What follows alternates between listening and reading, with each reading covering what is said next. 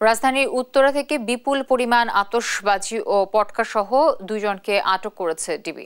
সন্ধ্যায় ডিএমপির মিডিয়া সেন্টারে সংবাদ সম্মেলনে ডিবি দক্ষিণের যুগ্ম কমিশনার নাসরুল ইসলাম জানান, 31st নাইটকে ঘিরে রাজধানীর বিভিন্ন এলাকায় বিক্রির উদ্দেশ্যে সব আতশবাজি ও পটকা আনা হয়। এ সময় 31st নাইট ঘিরে রাজধানীর বিভিন্ন এলাকায় নিরাপত্তা জোরদারের কথা জানান ডিবির এই কর্মকর্তা।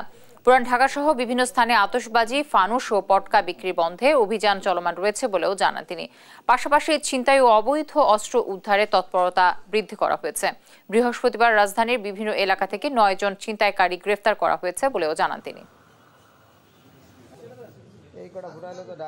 আসন্ন ইংরেজি নববর্ষ 2025 নির্বিঘ্ন ও নিরাপদে উদযাপনের লক্ষ্যে ঢাকা মেট্রোপলিটন পুলিশ কর্তৃক বিভিন্ন ধরনের পদক্ষেপ গ্রহণ করা হয়েছে। এ উপলক্ষে সকল প্রকার আতশবাজি, পটকা ফুটানো, ফানুস উড়ানো এবং যে কোনো ধরনের বিস্ফোরকের ব্যবহার বরাবরের মতো নিষিদ্ধ থাকবে।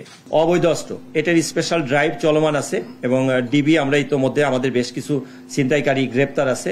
আজকেও এ পর্যন্ত এই যে এখন মতিঝিলের এই দিক থেকে 5 জন এবং আরেকটা ওয়ারির যাত্রাবাড়ির এই দিক থেকে 4 জন, এই বিকেল বেলায় 9 জন এই কিছুক্ষণ আগে গ্রেপ্তার করেছে।